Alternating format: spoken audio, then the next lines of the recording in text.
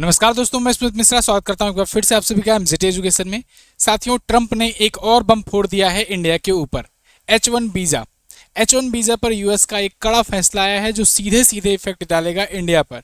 पिछले दिनों में आप देख रहे होंगे कि ट्रंप ना एक टेक्निक पकड़ लिए हुए हैं। माय फ्रेंड मोदी, मेरे प्रिय मित्र मोदी, ये सब कह कर करके मेरे इंडिया से अच्छे रिलेशन है, ये सब कह करके बीच बीच में घाव देते जा रहे हैं। जैसे कि होता है ना कि थप्पड़ भी मार दो, उसके बाद फिर मुस्कुरा दो, फिर थप्पड़ मारो, फिर मुस्कुरा दो। कुछ इस प्रकार से चलता जा रहा है।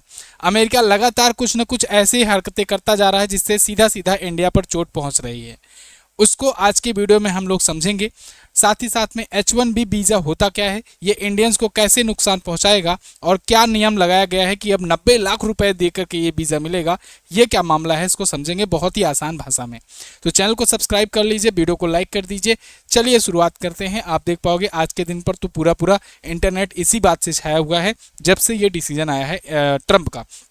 ट्रंप ने कहा है कि अब से H1B वीज़ा अगर किसी को चाहिए तो इसकी फीस 10 गुना से भी ज़्यादा बढ़ जाएगी, लगभग $1 लाख हो जाएगी। अमेरिका में आज के टाइम पर 50 लाख के करीब भारतीय रहते हैं और भारतीयों में एक बड़ी मात्रा में वहाँ पर जो रहते हैं वो जॉब वाले होते हैं और कुछ लोग स्टूडेंट्स भी हैं, कुछ लोग टूरिस्ट पर जाते हैं फिर आते हैं, लेकिन मैक्सिमम जो है वो वहाँ पर जॉब करने के लिए गए हुए हैं। बेहतर अपॉर्चुनिटी दिखी और वो यूएस निकले। इंडिया से तमाम ऐसे लोग अन्य देशों में भी जाते हैं। अब देखो इसमें क्या होता है कि जब वहाँ पर कोई यहाँ से एम्प्लॉय जाता है जॉब करने तो उसको H1B वीज़ा के थ्रू वहाँ पर रखा जाता है। H1B वीज़ा है क्या? एक्चुअल में यूएस में वीज़ा के नियमों में जो नियमावली है उसमें कई प्रकार के वीज़ा हैं, वीज़ा के टाइप है। जैसे टूरिस्ट वीज़ा होता है तो वो टूरिस्ट के लिए दिया जाता है कि 15 दिन, 1 महीने, 2 महीने, 3 महीने, साल भर के लिए। इसके अलावा जो स्टूडेंट वीज़ा होगा वो स्टूडेंट्स को दिया जाएगा पढ़ाई करने के लिए कि चलो ये यूनिवर्सिटी में इतने साल की पढ़ाई करोगे, यहाँ पर इतने साल की पढ़ाई करोगे, फिर आपका वीज़ा समाप्त होगा। ऐसे ही कई प्रकार की वीज़ा में एक टाइप का वीज़ा होता है H1B वीज़ा, जो वहाँ पर एम्प्लॉयज़ के लिए होता है। ऐसे एम्प्लॉय जो विदेशी होते हैं, मतलब भारत से, चीन से, मैक्सिको से या कहीं और देश से अगर जा करके वो यूएस में जॉब कर रहे होते हैं तो उनको H1B वीज़ा बनवाना होता है। अब इस वीज़ा को बनवाने के लिए कुछ चार्ज भी पे करने पड़ते थे। लगभग ये चार्ज $10,000 के आसपास हुआ करता था। अब यही फीस 10 गुना से बढ़ा दी गई है और ये हो गई है $1 लाख। या इंडियन करेंसी में बात करें तो आप आज के टाइम पर देख रहे होंगे कि 88-89 से लेकर 90 के बीच में डॉलर का रेट चल रहा है, यानी $1 बराबर 88 से 90 रुपए के बीच में चल रहा है। तो यानी कि मोटा मोटा लगभग 90 लाख रुपए देने पड़ जाएंगे अगर एक वीज़ा बनवाना है एक एम्प्लॉय को वहाँ पर जाकर के काम करने के लिए। लेकिन यहाँ पर एक बात ध्यान देनी होगी, कन्फ्यूज़न एक आपका मैं क्लियर कर दूँ, ये जो 90 लाख रुपए देने होंगे ये भारतीयों को या कहें जो कोई विदेशी होगा जो अमेरिका में जाकर काम करेगा उसको नहीं देना होगा। ये उस नियोक्ता कंपनी को, उस एम्प्लॉयर कंपनी को देना होगा जो उस एम्प्लॉय को अपने यहाँ रख रही है। ये ट्रंप की देखो पॉलिसी है। अगर आप थोड़ा सा समझो कि ये आगे चल करके डिफेंड करने का एक तरीका होता है, एक स्टेप होता है। जैसे आप देखते हो आईटी सेक्टर में या प्राइवेट कंपनीज में अगर किसी एम्प्लॉय को निकालना होता है तो सीधे सीधे नहीं कहता है कि मैं तुमको यहाँ से निकालता हूँ, आज से चले जाओ।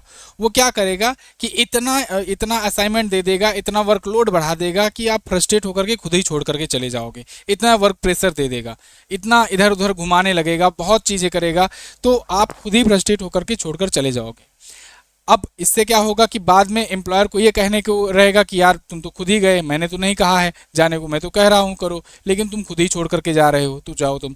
ऐसे ही ट्रंप भी करते हैं। H1B वीज़ा में क्या किया कि जो ये लगाया हुआ है पेनल्टी, ये जो फीस बढ़ाई हुई है ये एम्प्लॉयर के लिए बढ़ाई हुई है। मतलब जो कंपनियां भारतीयों को हायर करती हैं, भारतीयों को बुलाती हैं, उन पर लगाई गई हैं। अब इससे दो फायदा होगा।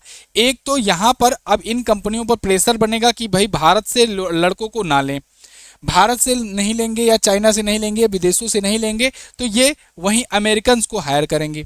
इससे अमेरिकन्स की जो जॉब जाने की जो इनसिक्योरिटी बनी हुई थी इंडियंस के जाने से, क्योंकि इंडियंस जो होते हैं वो ज़्यादा टैलेंटेड होते हैं और इसकी वजह से वहाँ के लोग बेरोज़गार रह जाते हैं। और इंडिया वालों की खास बात ये भी होती है कि ये लोग कम पैसे में भी मान जाते हैं, इनके अंदर उतना एटीट्यूड नहीं होता है, चलो भाई हमें इतना दे रहो, ठीक है कोई बात नहीं, हम इतने में भी मान जाएंगे, इतने में भी जॉब कर लेंगे। लेकिन वहाँ के लोग जो होते हैं वो एटीट्यूड एटीट्यूड में रहते हैं, ना इससे कम मिलेगा तो हम करेंगे नहीं। और उसके बाद उनको इतनी छुट्टी चाहिए, प्रोपेगेंडा चाहिए, बहुत सारी चीज़ चाहिए। यहाँ इंडियंस जो होते हैं उनसे एक्स्ट्रा भी काम करवा लेते थे वो लोग, तो उनको बेहतर कम पैसे में ज़्यादा बढ़िया एम्प्लॉय मिल जाता था, टैलेंटेड भी होते थे। तो इसलिए अभी तक अमेरिकन्स इंडियंस को हायर कर रहे थे। लेकिन अब इस बार इस नियम आ जाने से अब उन कंपनियों पर प्रेशर रहेगा कि अगर इंडियंस को हायर करोगे तो आपको 90 लाख रुपए एक्स्ट्रा देना पड़ेंगे। तो आपको अगर एक एम्प्लॉय पर 90 लाख देना होगा तो आप हायर करोगे? आप खुद ही कहोगे नहीं भाई बहुत महंगा है, मैं इनको नहीं हायर करूंगा। ठीक वैसे ही जैसे जब टैरिफ लगाया गया अमेरिका में, जब टैरिफ लगा कि भारतीय सामान पर इतना टैरिफ लगेगा, तो अब अमेरिका के जो लोग होंगे उनको जब $100 का माल $150 में मिलने लगेगा तो वो कहेंगे ना भाई हम इनसे ना खरीदेंगे, हम दूसरा ले लेंगे। ऐसे ही सेम अब यहाँ पर किया गया है। ट्रंप की ये स्ट्रेटेजी है, आप समझो ट्रंप ऐसे ही करते हैं जिससे बाद में ये चीज़ों को डिफेंड कर सके कि देखो हमने तो अपने चीज़ों पर लगाया है प्रतिबंध, अपने चीज़ों पर वो किया है, अब तुम इसके दायरे में आ जा रहे हो तो उसमें हम क्या करें। जैसे अभी मैंने कल एक वीडियो बनाई थी कि चाबहार पोर्ट अब इंडिया के हाथ से गया, तो अमेरिका ने क्या किया उसमें ये कहा था कि अमेरिका ईरान पर लगाया था सैंक्शन, फिर चाबहार पोर्ट पर 2018 में दिया था वेवियर। तो अब उस वेवियर देने के पीछे का कारण ये था कि चाबहार पोर्ट पर पूरा का पूरा देखरेख कर रहा था इंडिया। 2024 में 10 साल के लिए लीज पर भी ले लिया था। लेकिन अब ट्रंप ने ये कर दिया कि वो वेवियर जो हम लगाए थे, जो छूट लगाए थे चाबहार पोर्ट पर, वो छूट अब हटा ले रहे हैं। अब हम पूरे ईरान पर लगाएंगे क्योंकि ईरान जो है आतंकवादी गतिविधियों में भाग ले रहा है और ईरान जो है उस पैसे का दुरुपयोग कर रहा है, इसलिए हम पूरे ईरान पर सैंक्शन लगाएंगे और वो वेवियर हटा लेंगे। अब वो वेवियर तो हटा लिए लेकिन नुकसान किसका हुआ? नुकसान हुआ इंडिया का, क्योंकि उस पोर्ट की, चाबहार पोर्ट की पूरी देखरेख और पूरा वहां पर व्यापार इंडिया कर रहा था। ऐसे में ऐसे ही ये बार बार ऐसा स्टेप लेते जा रहे हैं जो डायरेक्टली तो ये कहने को तो हम अपनी तरफ ले रहे हैं लेकिन इनडायरेक्टली घाटा नुकसान हो रहा है इंडिया पर। ठीक है, तो ऐसे में ये भी कह रहे हैं। उसके बाद फिर बाद में कमेंट कर देते हैं my friend dear PM Modi, है ना। पीएम मोदी से अभी बात हुई, उनको बर्थडे गिफ्ट की, बर्थडे का विश किया हमने और काफ़ी अच्छा रिलेशन है वगैरह वगैरह करके। तो ये बंदा बहुत चालू है ना। ये ट्रंप जो है बहुत चालू आदमी है, बहुत चतुर आदमी है। अब थोड़ा सा देखो डाटा पर जाते हैं, कौन कौन सी ऐसी कंपनियां हैं टॉप 10 कंपनियों की अगर बात करें जो विदेशी नियोक्ताओं को रखती हैं, मतलब वो जो सबसे ज़्यादा H1B वीज़ा यूज़ कर रही होती हैं। तो उसमें अमेजन सबसे ऊपर आता है। अमेजन 10,043 एम्प्लॉय जो है ये 2009 से 2025 के बीच में रखा हुआ है। ये विदेशी हैं, अब इसमें इंडियंस भी हैं, चाइनीज़ भी हैं, अन्य कंट्रीज़ के भी हैं। सबसे ज़्यादा इंडियन और चाइनीज़ ही रहते हैं वहाँ की कंपनियों में। फिर उसके बाद TCS है, जी हाँ, टाटा कंसल्टेंसी सर्विसेज, जो भारत की कंपनी है, ये वहाँ पर भी इसका यूनिट है और वहाँ पर भी ये नियोक्ता का काम करती है। और आपको जानकर मतलब खुशी होगी कि TCS दुनिया की दूसरी सबसे बड़ी IT कंपनी है। एसेंचर के बाद दूसरी सबसे बड़ी IT कंपनी TCS ही है, टाटा कंसल्टेंसी सर्विसेज। फिर माइक्रोसॉफ्ट है, ये 5,188। फिर मेटा है, फिर Apple, Google, Cognizant, JP Morgan, Walmart, ये सब कंपनियां हैं जो विदेशी एम्प्लॉयज़ को अपने यहाँ इतनी मात्रा में रखती हैं। अब देखो भारतीय कितने हैं जो वहाँ पर रहते हैं H1B वीज़ा से, तो भारत के 73% सबसे ज़्यादा H1B वीज़ा पर डिपेंडेंट वाले रहते हैं, 73%। सोचिए अभी 2024 का ये डेटा है, 2024 में H1B वीज़ा जो जारी किया गया उसमें 73% भारतीयों को जगह मिली, इतना भारतीयों ने अप्लाई किया था। ठीक है, दूसरे पर चाइना है, फिलीपींस, फिर कनाडा, दक्षिण कोरिया और अन्य देश का नंबर आता है। लेकिन अब इसमें जो इनकी होमलैंड सिक्योरिटी है, ये कुछ चीज़ों में छूट की भी बात कही हुई है। इन्होंने कहा है कि जो गैर लाभकारी संगठन है, जो नॉन प्रॉफिटेबल ऑर्गेनाइजेशंस हैं, NGO टाइप के, उनको, और जो यूनिवर्सिटीज़ हैं, यूनिवर्सिटीज़ में पढ़ने वाले जो स्टूडेंट्स आते हैं, ऐसे लोगों को थोड़ा सा हो सकता है वेवियर दिया जाए, छूट दिया जाए। इनके लिए हो सकता है ये लागू ना करने दें। ये होमलैंड सिक्योरिटी ने कहा है कि इनको आश्वासन टाइप का दिया है। अभी क्लियर नहीं है कि लागू होगा इन पर कि नहीं, लेकिन अभी के लिए आश्वासन है। खैर, US citizenship and immigration services के द्वारा ये कहा गया है कि देखो ये शुल्क कर्मचारियों की नहीं बल्कि नियोक्ता या याचिकाकर्ता को देना होगा। जिनके कहने पर, जिनके अप्रूवल पर H1B वीज़ा मिलता है। मतलब अगर आप H1B वीज़ा आप अप्लाई करने जाओगे तो आपको बताना पड़ेगा कि आप किस लिए जा रहे हो। भाई आप कहोगे ना कि हम वहाँ जॉब करने जा रहे हैं, तो ऐसा तो है नहीं कि आप ऐसे चले जाओ कि वहाँ पहुँचेंगे फिर ढूंढ लेंगे, ये तो होता नहीं है। दूसरे देशों में जाने पर आपको पहले अपॉइंटमेंट लेटर दिखाना होगा, आपको पहले ये दिखाना होगा कि किस कंपनी में हमारी जॉब लगी है और किस कंपनी में हम जॉब करने के लिए जा रहे हैं।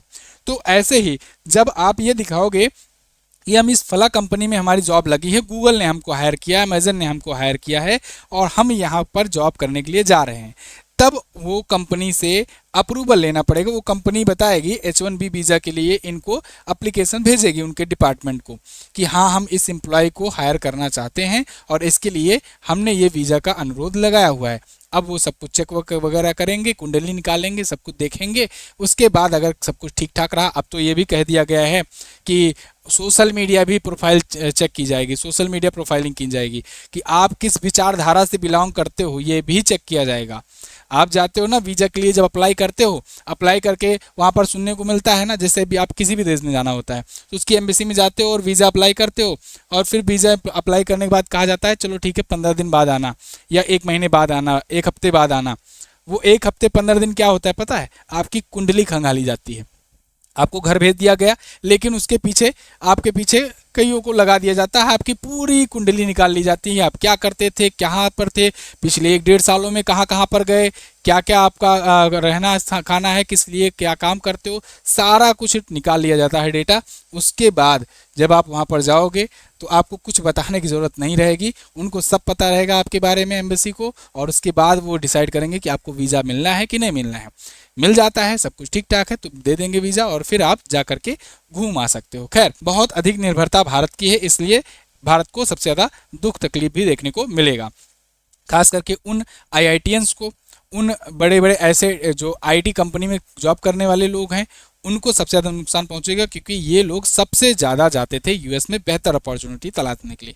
अब इसको आप दोनों रूप में देख सकते हो। एक तो तत्कालीन रूप से तो ये बहुत बड़ा झटका है, बहुत बड़ा सेटबैक है। अब आप सोचो जो लोग वहाँ जॉब कर रहे हैं, जिनका वीज़ा जब वैलिडिटी उसका ओवर होगा तो फिर से बनवाना होगा, तब उनको तकलीफ होगी। तो दूसरा ये कि उनको ये भी डर लगा रहेगा कि भाई कल को हमारी कंपनी हमको निकाल ना दे, भाई उस पर एक्स्ट्रा लोड पड़ेगा तो वो निकाल ही देगा। दूसरा चीज़ ये कि जो लोग अभी मान लो फाइनल ईयर में हैं, IIT में पढ़ रहे हैं, फाइनल ईयर में हैं और वो चाह रहे हैं कि हम बेहतर अपॉर्चुनिटी के लिए US में जाएं, या जिन्होंने US के लिए अप्लाई कर रखा है, उन लोग के लिए तो रातों रात एक बहुत बड़ा झटका लग गया है कि अब उनका समझ लो वहाँ पर जाना तो बहुत ही मुश्किल भरा हो सकता है और वीज़ा मिलना भी तकलीफ वाला होगा। खैर, इसके अलावा फ़ायदा क्या हो सकता है? फ़ायदा लॉन्ग टर्म में होगा इंडिया को कि वो जो बेहतर दिमाग, बेहतर मस्तिष्क, जो समझ लो हाई स्कूल इंटर से ही छटना शुरू हो जाता है और उसके बाद वो जाते हैं IIT वगैरह में कॉलेज में पढ़ने के लिए, फिर पढ़ने के बाद वो अच्छा खासा दिमाग, अच्छा खासा माइंडसेट वो चला जाता था दूसरे देशों में बेहतर अपॉर्चुनिटी की तलाश में, वो अब इंडिया में ही रहेगा। और वो बेहतर दिमाग अगर इंडिया में रहेगा तो इंडिया में कुछ करेगा, इंडिया में कुछ करेगा तो इंडिया में नए नए और स्टार्टअप्स आएंगे और बेहतरीन मिलेगी अपॉर्चुनिटी। लेकिन फिर यहाँ पर देखना होगा, सभी वही कारण समझना होगा कि इंडिया में वो लोग क्यों नहीं रुकते थे। कारण ये था कि यहाँ पर इतना परपंच फैला हुआ होता है और प्लस सुविधाएं नहीं होती हैं, इस वजह से लोग जाते थे, है ना। परपंच मतलब ये कि कोई भी स्टार्टअप करने जा रहे हो उसके लिए लाइसेंस बनवाने जाओ, 75 टाइप का लाइसेंस बनेगा। कट्टा खरीदने जाओ, गन खरीदने जाओ तो उसके लिए उतना लाइसेंस नहीं लगेगा, 2-4 लाइसेंस में काम हो जाएगा, है ना। तो ये तकलीफ है यहाँ पर। तो इसीलिए स्टार्टअप करने से भी थोड़ा सा डरते हैं। उसके बाद स्टार्टअप कर भी लिए, बिजनेस बढ़ रहा है तो रंगदारी मांगने आ जाएंगे लोग, है ना, नेता वगैरह चंदा मांगने आ जाएंगे, तो बहुत सारी दिक्कतें यहाँ पर होती हैं। इस वजह से यहाँ से लोग भागते थे। तो अब धीरे धीरे चीज़ों में कमी आ रही है हालांकि, लेकिन इस चीज़ों में अभी आने में समय लगेगा और इसका ये जो झटका लगा है इसमें अब देखना होगा कि आगे क्या चीज़ें देखने को मिलती, क्योंकि ये डायरेक्टली है कि सबसे ज़्यादा इंडिया को ही तकलीफ होने वाली है। क्योंकि आप देख रहे हो 2/3 से ज़्यादा, 70% से ज़्यादा जो हैं वो इंडियंस ही H1B वीज़ा का यूज़ कर रहे होते हैं। हालांकि अब इंडियंस और जगहों पर तलाश करेंगे, कनाडा, ऑस्ट्रेलिया, यूरोप ऐसे देशों में जाएंगे, लेकिन फिर मैं वहीं कहूँगा कि भाई कब तक इधर उधर भागोगे, है ना। आओ इंडिया में ही कुछ करो भाई, धमाल मचाओ। खैर, इस पर आपकी क्या राय है आप लोग कमेंट करके बताइएगा। आई होप आपको H1B वीजा समझ में आ गया होगा। अब इसे भारत वरदान के रूप में भी ले सकता है और अभिशाप के रूप में भी ले सकता है। तत्कालीन समय के लिए अभिशाप है, लॉन्ग टर्म के लिए वरदान साबित हो सकता है। आपकी क्या राय है आप लोग कमेंट करके बताइएगा। मिलते हैं अगली वीडियो में। चैनल को सब्सक्राइब जरूर कर लीजिए, क्योंकि जो भी अपडेट आ रही हैं उनको मैं तत्कालीन रूप से आपको दे रहा हूं सबसे पहले, सबसे सटीक विश्लेषण के साथ। सब्सक्राइब करके शेयर भी कर दिया कीजिए। Thank you so much. जय हिंद, वंदे मातरम।